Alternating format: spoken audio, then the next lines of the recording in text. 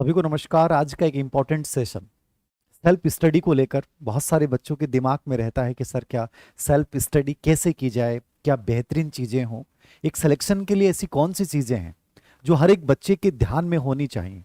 मैं यहाँ कोई किताबी बातें नहीं करने आया हूँ, मैं वही बातें जो मैंने उनको फॉलो किया और बहुत सारे ऐसे सक्सेसफुल बच्चे जिन्होंने बहुत पहले चांस में, सेकंड चांस में जिंदगी के अपने सपने पूरे किए हैं, उन सब के अनुभव पे आधारित एक छोटा सा वीडियो जो शायद आपके जीवन में, सेल्फ स्टडी में और आपको बेहतरीन बनाने में योगदान दे। मैं स्टीव जॉब्स की ऑटोबायोग्राफी पढ़ रहा था और उसमें एक लाइन थी, जो लोग इतने पागल होते हैं जो कि सोचते हैं कि वे दुनिया को बदल देंगे, वास्तव में वो लोग ऐसा कर डालते हैं। ये मुझे बहुत खूबसूरत लाइन लगती है। मतलब कई बार अपन लोग कहते हैं कि यार ऐसा थोड़ी संभव है, ऐसा थोड़ी किया जा सकता है, ये तो पागलपन है। लेकिन सच में जब तुम किसी एक विचार को लेकर इतना पागलपन ले आते हो कि मैं क्यों नहीं कर सकता, कोई एक कारण बता दो कि मैं नहीं कर सकता, तो ये पागलपन कहीं ना कहीं मुझे लगता है अध्ययन में बहुत जरूरी है। आज सेल्फ स्टडी को लेकर कुछ ऐसी बातें जिनको मैंने फॉलो किया और बहुत बेहतरीन पाया, मैं आप लोगों के साथ शेयर करूंगा। पहली चीज, अमूमन आपके दिमाग में रहता है कि सर ऐसा क्या किया जाए जो आपको औरों से बेहतरीन बना दे। मुझे लगता है कि सबसे बेहतरीन चीज है, जो निवेश आप करते हो ना वो स्वयं में करें। निवेश किस में करें? स्वयं में। पहली चीज दिमाग में रखिएगा, सेल्फ स्टडी को यदि तुम चुन रहे हो, सेल्फ स्टडी को नहीं चुन रहे हो, तुम अपने जीवन के सपनों को सच में पूरा करने की राह चुन रहे हो, इससे बेहतरीन रास्ता मार्ग कोई नहीं हो सकता। यद्यपि आप इसमें मेंटर बना सकते हो, मार्गदर्शन ले सकते हो, लेकिन ये अपने आप में एक बहुत खूबसूरत राह है। सबसे बड़ी चीज है निवेश स्वयं में करें। सेल्फ निवेश, सेल्फ इन्वेस्टमेंट कैसे? मैं अमूमन आप लोगों से बात करता हूं, आप लोगों के अंदर इतनी इनफेरियरिटी है कि सर जरूरी थोड़ी है मैं कर पाऊंगा, जरूरी थोड़ी सर मेरा दोस्त कह रहा था कि तू नहीं कर पाएगा, मेरी रूममेट ये कह रही थी कि नहीं तेरे से तो नहीं हो पाएगा। सबसे बड़ी चीजें हैं सेल्फ इन्वेस्टमेंट का मतलब है आप हर बाहर की चीज को इग्नोर करना शुरू कर दोगे, हर ना को आप हाँ कहना शुरू कर दोगे। उनकी ना तुम्हारी जिंदगी में जब प्रभावित करना तुम्हें बंद कर देती है, ये सेल्फ इन्वेस्टमेंट है। तुम्हें फर्क नहीं पड़ना चाहिए, तुम हमेशा उन कार्यों को वेटेज दो जो तुम्हारे विकास को बढ़ाते हैं।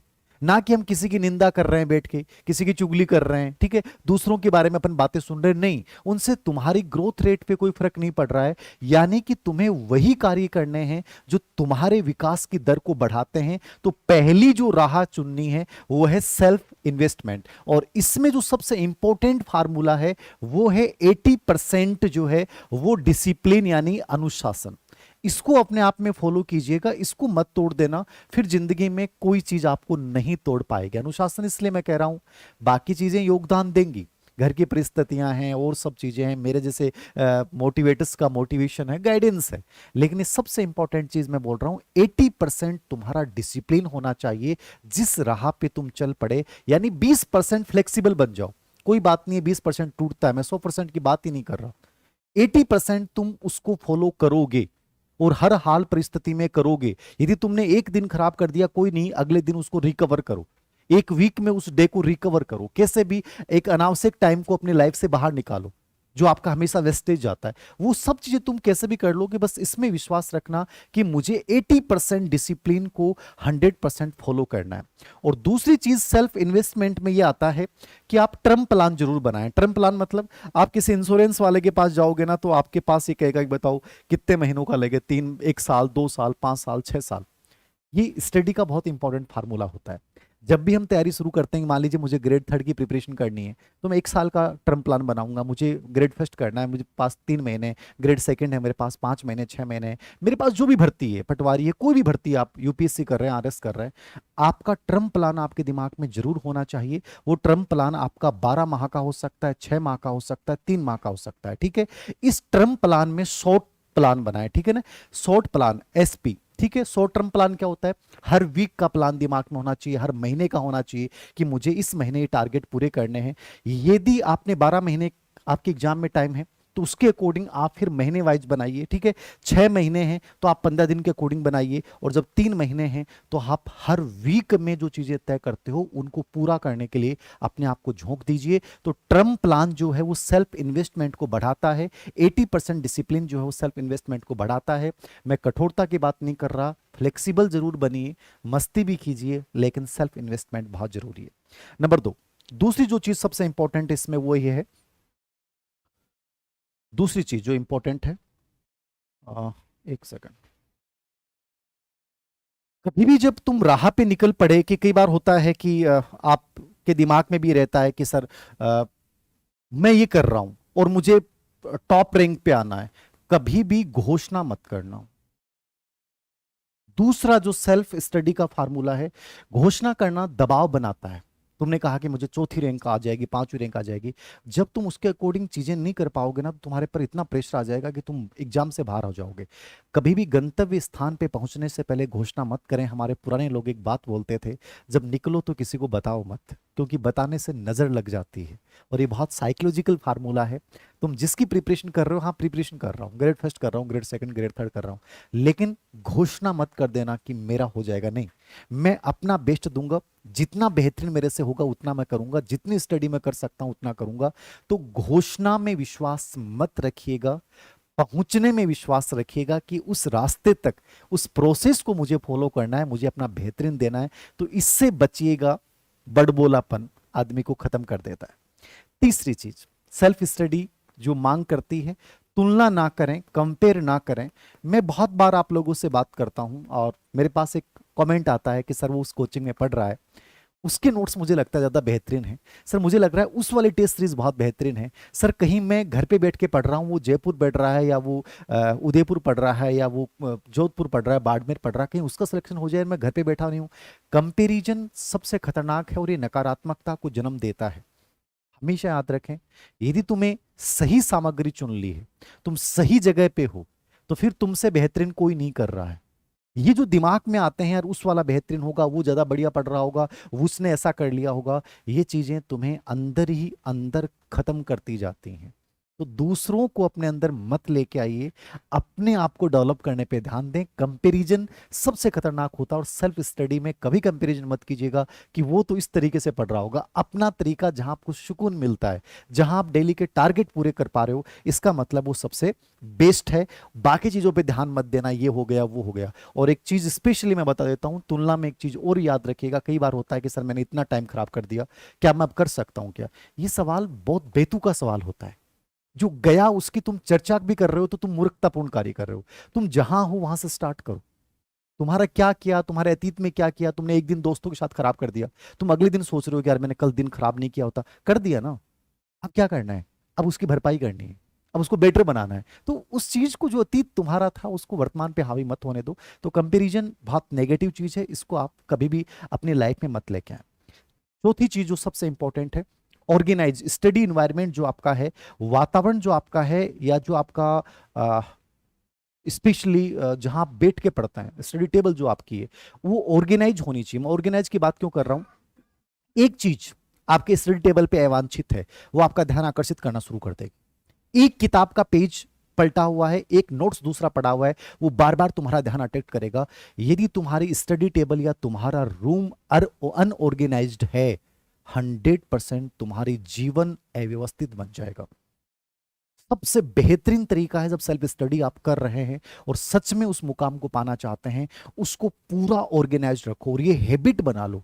वहां एक भी चीज अनऑर्गेनाइज्ड है, तुम्हारे लाइफ में कुछ, सब कुछ अनऑर्गेनाइज्ड होता जाएगा। तो इन्वायरमेंट जो है उसको क्या बनाएं? व्यवस्थित बनाएं। क्या बनाएं? व्यवस्थित बनाएं। स्टडी टेबल जो है वो बड़ी व्यवस्थित होनी चाहिए। वहां कोई भी ऐसी चीज नहीं होनी चाहिए जो बड़ा अनऑर्गेनाइज है, जो नकारात्मकता आपके अंतर्गत लाती है।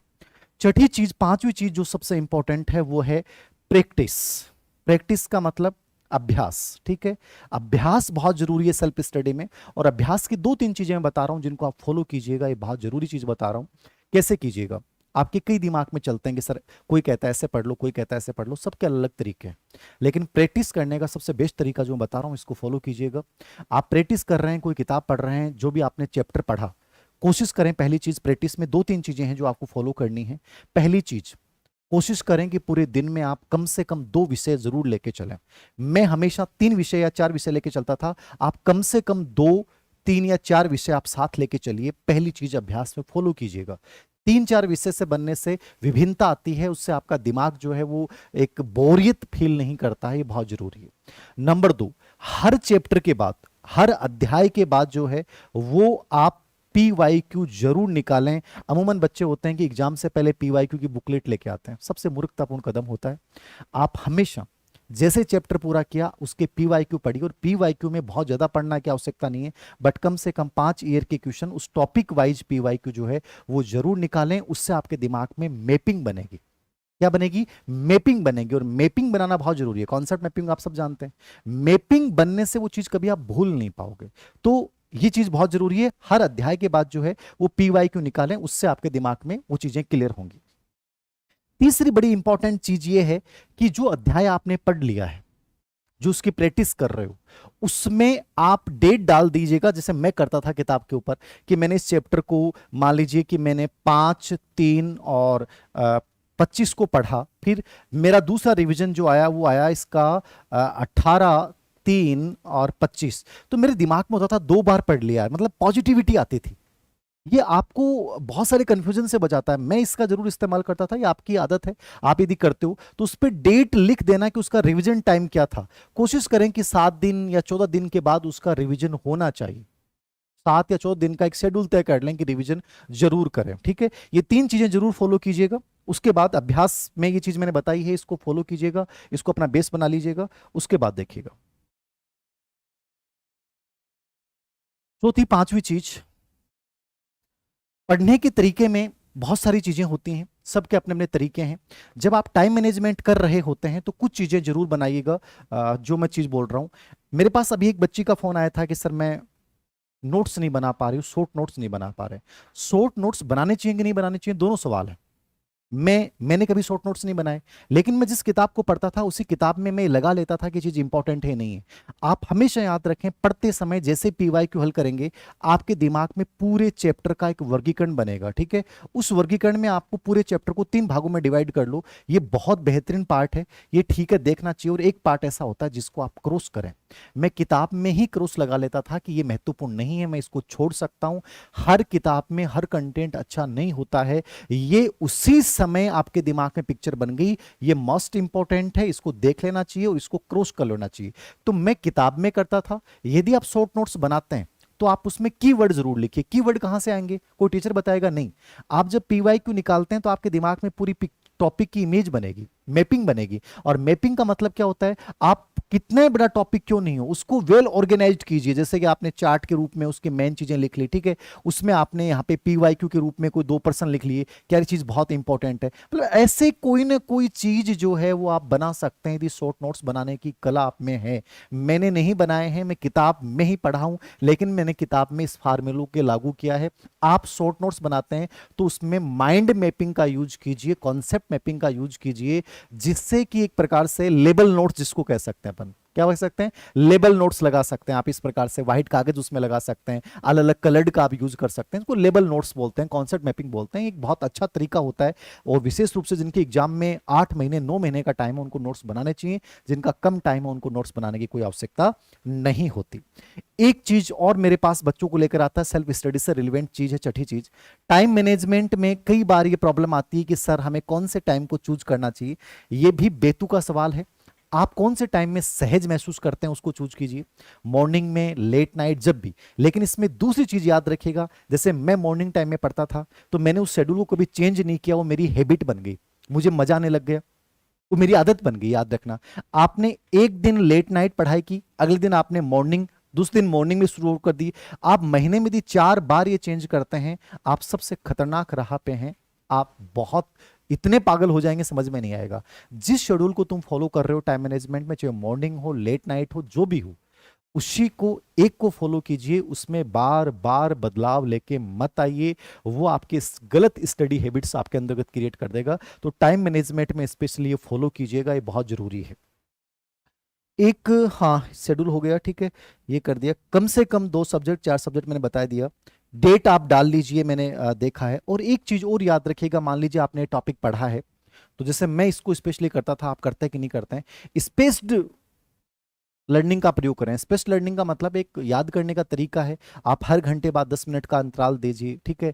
आप 2 दिन बाद में, 7 दिन बाद में 2 घंटे कोई अलग गतिविधि कीजिए, ये बहुत अच्छा होता है। इसमें भी आप एक काम कीजिए कि आपने चैप्टर पूरा पढ़ लिया, PYQ देख लिए, बंद कर दिए, उसके बाद जब आप उसको दोबारा रिवाइज कर रहे हो ना, उस समय डायरेक्ट कभी भी किताब मत खोल लेना। मैंने तो कभी इस्तेमाल नहीं की। मेरे 7 दिन पहले पढ़ा हुआ टॉपिक है और मैंने उस किताब को खोला, चैप्टर पहला है, फिर मैं अपने माइंड में याद करूंगा उस टॉपिक को, यार क्या क्या मुझे कितना याद है। ये कर देने से वो टॉपिक कभी जिंदगी में नहीं भूलोगे आप। तो हमेशा 10 मिनट कोशिश करो कि आपको क्या क्या चीजें याद हैं बिना देखे, उसके बाद आप दोबारा से उसको पूरा रीड कीजिए।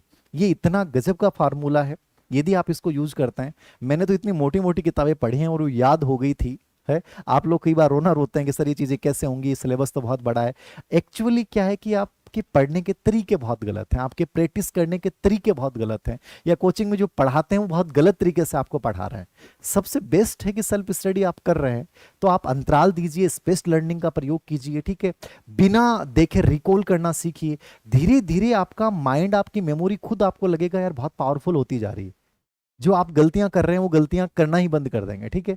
और सातवां आठवां जो चीज है, ये बहुत जरूरी है जिंदगी में, एनालिसिस बहुत जरूरी है। जैसे आपने प्लानिंग की वैसे एनालिसिस करें कि आप कितना गेन कर पा रहे हैं, कितना गेन नहीं कर पा रहे हैं। आप कौन सी गलतियां फिलहाल कर रहे हैं, जो गलतियां आपको नहीं करनी चाहिए, उन गलतियों को साथ में नोट करें। और हर महीने कोशिश करें कि जो रजिस्टर आपने गलतियों का डाला था, उन गलतियों की संख्या कम होती जानी चाहिए। कि मान लीजिए आपने 8 गलती की तो अगले महीने वो 4 ही गलतियां बचनी चाहिए। उन गलतियों की सीमाओं को कम करते जाना है। ये आपको इतना ऑर्गेनाइज्ड बना देगा, आपको मजा आने लग जाएगा क्या सर मजा आ रहा है, चीजें बहुत सही लग रही हैं, ठीक है। तो ये जरूर एनालिटिकल एक रजिस्टर जरूर डाल के रखिए।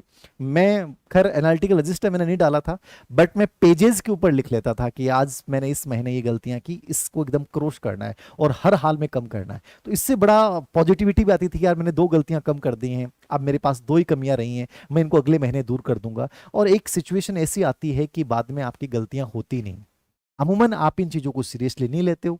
एक ही गलती है जो 4 बार रिपीट होती है, और जिंदगी आपको इतने अवसर देगी ही नहीं कि आप एक गलती को 10 बार रिवाइज करें। तो सेल्फ स्टडी की कुछ ऐसी टेक्निक्स जो मैंने फॉलो की हैं, आप भी इनको फॉलो कीजिए। और एक अंतिम चीज जो मैं कहना चाहूंगा, यद्यपि मैंने इसको इतना फॉलो नहीं किया, बट मुझे लगता है कि ये पावरफुल बनाता है, ठीक है।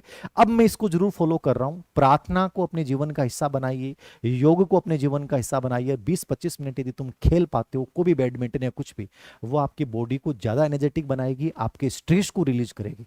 कई बार कहते हैं ना कि सर पढ़ाई का स्ट्रेस हो रहा है, तो खेलना 20 मिनट, आधी घंटे, 1 घंटे भी, वो आपके स्ट्रेस को कंप्लीट रिलीज कर देगा। क्योंकि मैंने एक बहुत अच्छी ऑटोबायोग्राफी पढ़ी है इंडिया के एक बहुत बड़े सिंगर की, और मैंने उसमें इस चीज को पढ़ा, उन्होंने बहुत नोटेड किया इस चीज को कि सच में खेल कितना जरूरी है और वो आपको कितना पावरफुल बनाता है। तो इसको आप यूज कीजिए, इसको इतना प्रेशर मत लीजिए कि सर सेल्फ स्टडी कर रहे हैं, क्योंकि आप औरों से बहुत आगे हो जाओगे। सेल्फ स्टडी में टाइम बहुत बच जाता है, आप बहुत सारी चीजों को अच्छे से कर सकते हो। अपनी लाइफ से उन चीजों को निकाल दीजिए जो तो आपका टाइम ज्यादा खाती हैं। डिस्ट्रक्शन से बचिए, और डिस्ट्रक्शन से बचने का तरीका यही है कि मोबाइल का कम से कम इस्तेमाल कीजिए, उसके नोटिफिकेशन बंद करके रखिए, कॉलिंग वगैरह का निर्धारित टाइम रखिए, उसके अलावा कॉलिंग आ ही नहीं रही है, कॉलिंग जा ही नहीं रही है।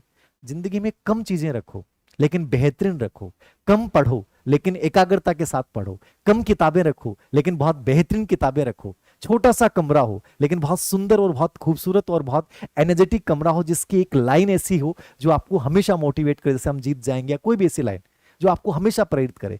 लाइफ में रिश्ते कम रखो लेकिन जो जिंदगी में हमेशा आपको आगे बढ़ाएं और आपको संबल दें, वैसे लोग रखो। मतलब चीजें कम रखो, उनके परिणाम बढ़े दो, ठीक है। ग्रोथ ओरिएंटेड चीजें आप करो। सेल्फ स्टडी आपको खुद को इतना बड़ा बना देगी, क्योंकि जिंदगी में मानता हूं कि सेल्फ स्टडी से बड़ा कुछ भी नहीं हो सकता। तो ये कुछ चीजें थी, जो भी बच्चे इसको फॉलो कर रहे हैं वो जरूर फॉलो कीजिएगा। फिर भी आपके दिमाग में और कोई कंफ्यूजन हो तो बताइएगा, मैं कोशिश करूंगा कि उनका भी मेरे तरीके से एक प्रैक्टिकल जवाब मैं आप लोगों को दे पाऊं। सभी को शुभकामनाएं जो सेल्फ स्टडी को अपने जीवन का सबसे बेस्ट रास्ता मानते हैं। धन्यवाद।